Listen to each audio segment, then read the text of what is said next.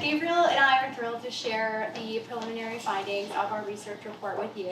But before we get into the meat of it, we're going to take a second and walk you through exactly what we aim to accomplish and how we did it. So there were two key parts to this research project. The first was to explore and understand the inclusion and exclusion landscape across Ontario.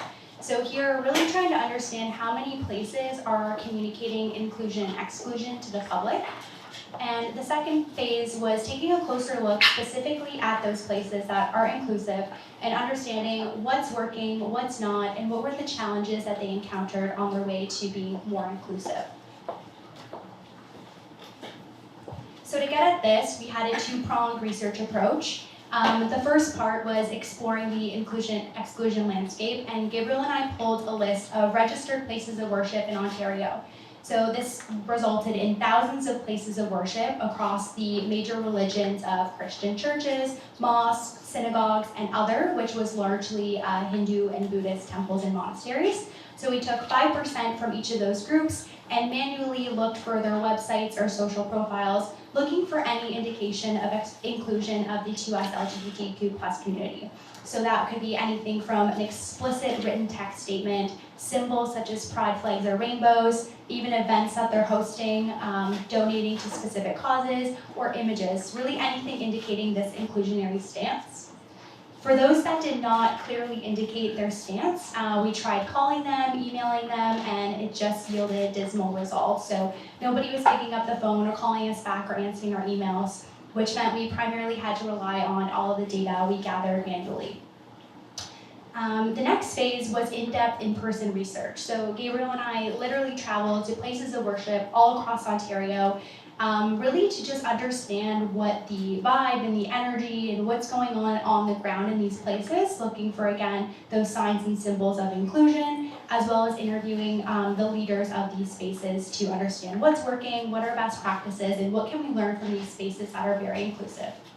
So these two strategies combined really gave us this wealth of qualitative data to explore and unpack, and today we're going to be sharing those findings with you.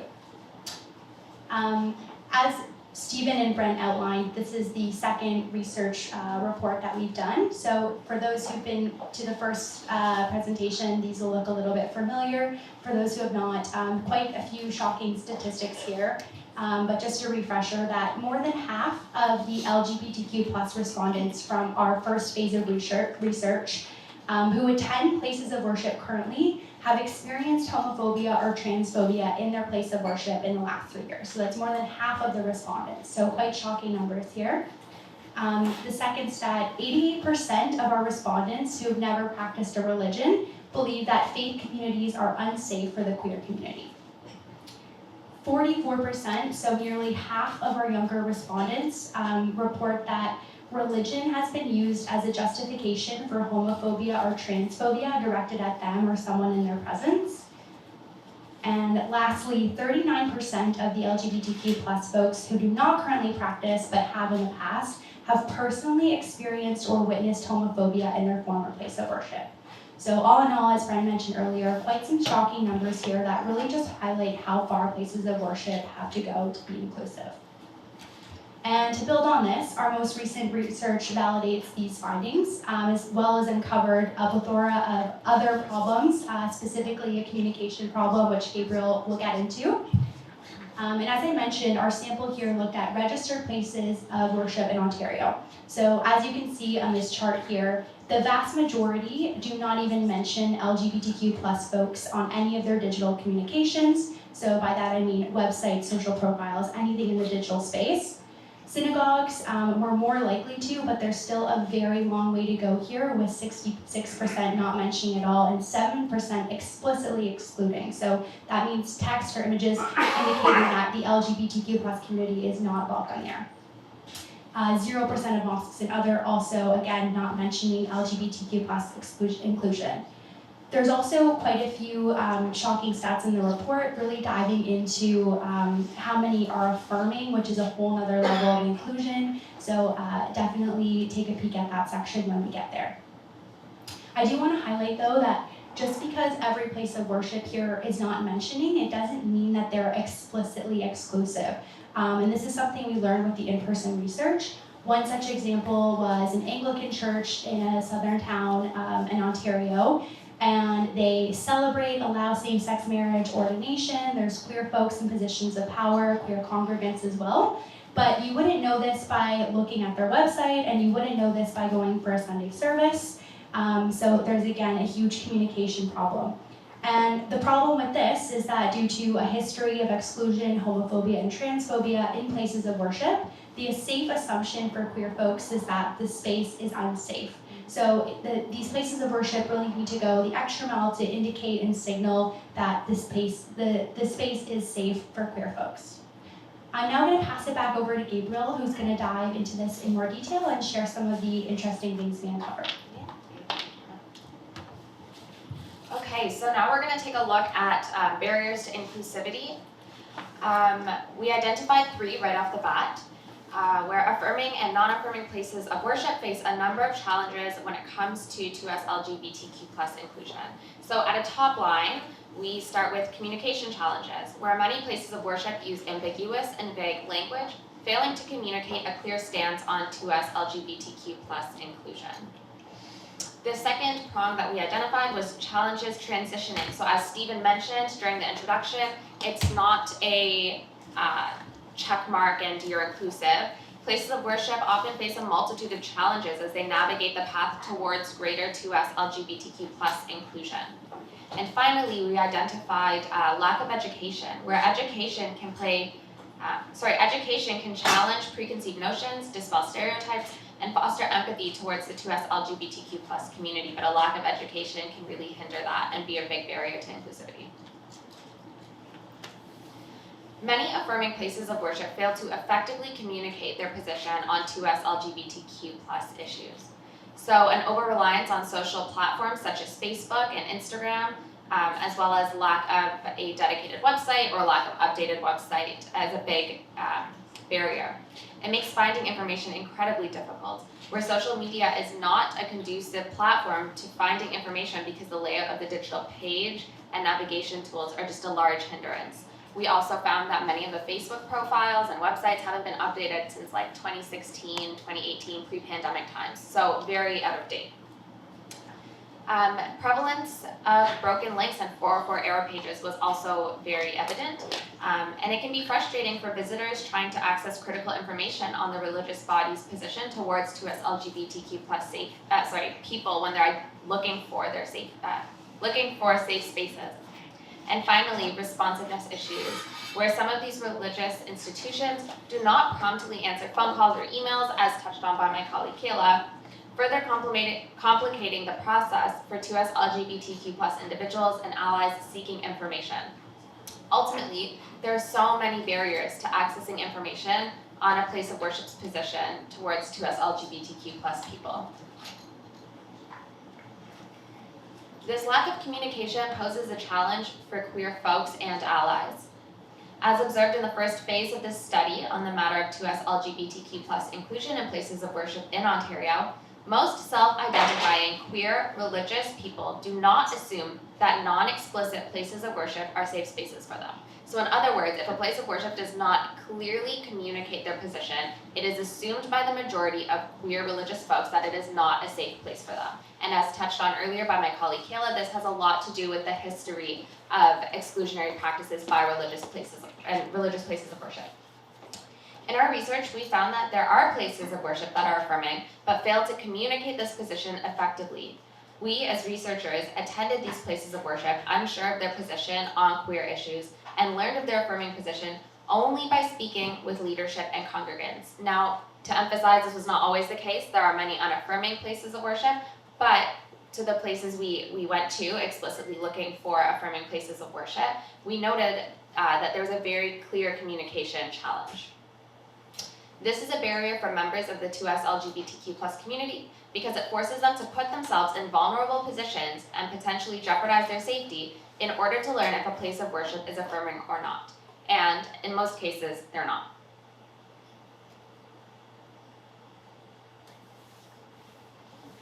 Many non-affirming places of worship employ evasive tactics to avoid direct accountability for their stance on 2SLGBTQ+ issues. This was also something that was mentioned in the first phase of our research, but we noticed it again in the second phase at the institutional level. With non-affirming places of worship, we found that many employ evasive tactics to avoid direct accountability for their stance on queer issues. This includes directing potential congregants to external websites that they align with ideologically, or defaulting to reiterating their denomination or governing body's official positions, often phrasing it as, we align ourselves with the statement of X, or we submit ourselves to the statement of X, with a provided link. This approach leaves potential congregants with the burden of extensive research and investigation to discern if the place of worship is actually affirming and safe for them to attend or not. So on the following slide, we have an example of an Ontario church and just how challenging it can be to identify if a place of worship is inclusive. So specifically, this place of worship required us as researchers, but also potential congregants, to navigate to 5 different web pages to learn about this place of worship's homophobic and transphobic position, which might I add was quite harsh. By aligning themselves with the Nashville Statement, an evangelical Christian statement of faith relating to human sexuality and gender roles, authored by the Council on Biblical Manhood and Womanhood, we learn that they are unaffirming of 2SLGBTQ+ people, to put it lightly. What is frustrating, though, is how challenging it was to learn this information. Even as researchers, it was not easy to find their position on the queer community, despite how strongly they feel about it. We really had to dig into this one. Places of worship that aim to be inclusive experience unique struggles that include ongoing debates over theology and how far places of worship are willing to go in deconstructing certain traditional ideologies. Some places of worship find it challenging to balance religious traditions and progressivism and inclusivity. Some mention struggling to strike a balance between religious belief and progressive ideologies in celebrations and ceremonies, so not to swing so far one way that the place of worship is considered heretic for going against tradition. They also often experience internal and external resistance, both from congregants internally and externally religious bodies. It's a challenge as affirming places of worship are trying to mend bridges, not burn them. Yet they're often seen as lost or heretic for affirming and embracing members of the 2SLGBTQ+ community. The transition from becoming unaffirming to affirming is challenging, as it often results in conservative congregants leaving the place of worship over ideological and theological differences. Finally, we identified denominational and religious restrictions that can also pose a challenge, as they often explicitly oppose 2SLGBTQ+ affirmation, ordination, and marriage. It results in the place of worship either having to become affirming covertly, which we'll talk about in a little bit, not advertising their position and affirming queer members of the congregation quietly, or having to differentiate themselves from their governing body and divorce them altogether. Both, as you can imagine, have their own sets of challenges.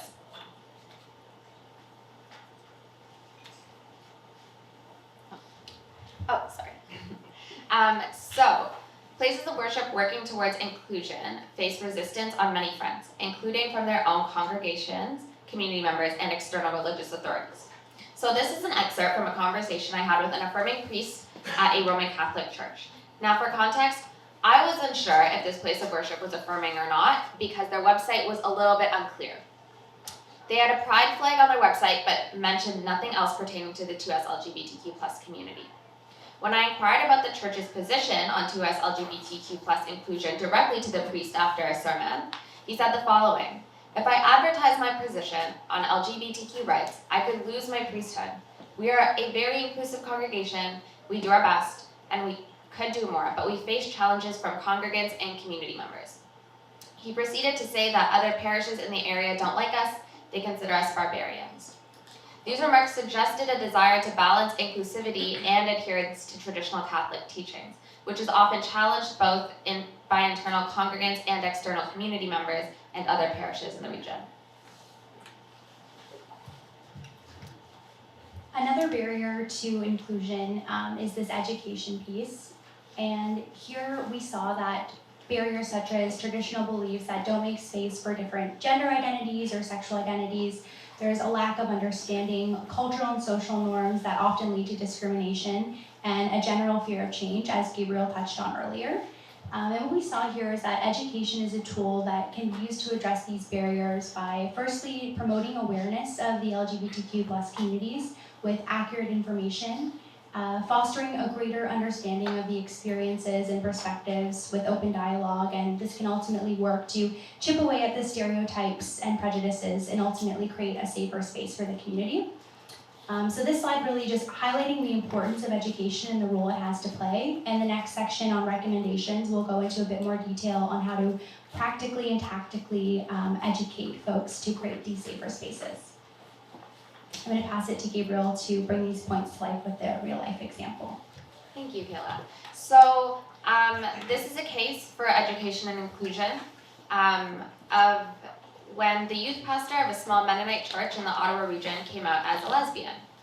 Her congregation had two options: either embrace her with open arms and reconsider their position on queer peoples, or quietly and respectfully ask her to step down from her role. And in conversation with her, she really brought to life that this was a viable chance, that after 2 years of tenure in this church and building relationships with youth and congregants and leaders and elders, they were genuinely considering asking her to leave over her sexuality.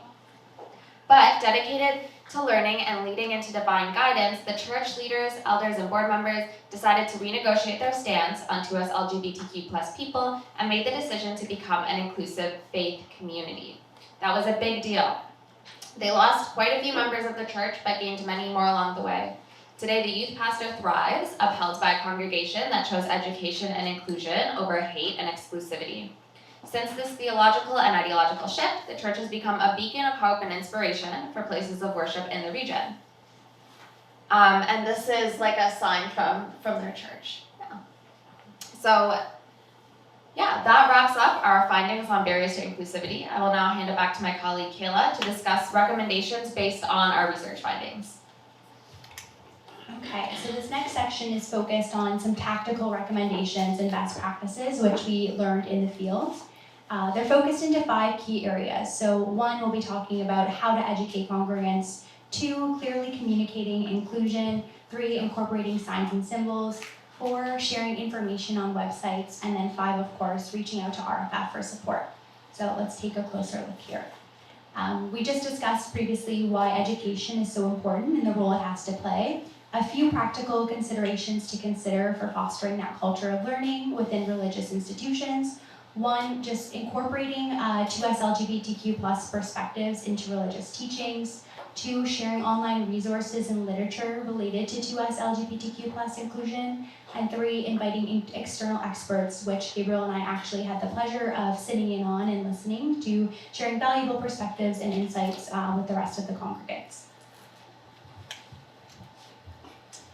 So, statement of faith and inclusion documents communicate a place of worship's position on inclusivity, and this is one of our recommendations. Statement of faith documents serve as a place for affirming places of worship to outline their position regarding 2SLGBTQ plus congregants. It allows the place of worship to communicate clearly if queer people are safe and affirmed in these religious spaces. It also helps build that safety into policy.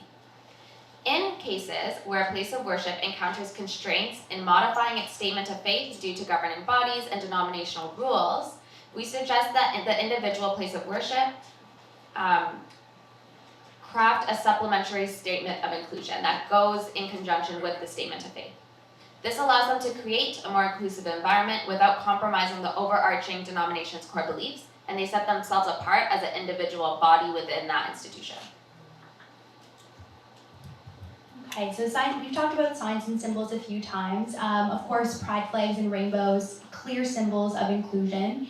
And these are some photos we took from websites and places in the field. So this is just a really easy way for places of worship to communicate their inclusion digitally and in person. However, one thing we wanted to know is that while signs and symbols play an important role here, there's still some hard work that needs to be done to create inclusion, such as implementing policies and really working hard to create those safer spaces. Dedicating sections of the website to explicitly showcase the endorsement of LGBTQ plus organizations helps places of worship go above and beyond to create inclusive spaces. It's the next step. It's how you become inclusive and then you continue to, push the boundaries. By aligning with and promoting the work of local LGBTQ organizations, religious institutions signal a commitment to understanding and addressing the unique needs and challenges faced by the queer community. This not only fosters a sense of solidarity, but also provides valuable resources for individuals seeking support and connection. Incorporating information about LGBTQ+ related events on the website serves as another vital means of reinforcing inclusion. So, publicizing participation in Pride celebrations, for example, or queer choir visits, and other LGBTQ+ events demonstrates a commitment to engaging with the broader community beyond the walls of the religious institution. Attending and supporting such events not only sends a message of allyship, but also creates opportunities for positive interactions between religious congregants and the LGBTQ community more broadly. This outreach fosters an environment where inclusivity is not just a passive stance, but an actively demonstrated commitment to being a supportive and understanding religious community. This transparent communication not only informs congregants, but also invites them to participate in the evolving journey towards greater understanding and acceptance. In essence, the website becomes a dynamic tool for weaving inclusivity into the fabric of the religious community, fostering an environment where all individuals feel safe, heard, and embraced for who they are. And our last recommendation is to reach out to RFF for support and educational resources. That's why they exist.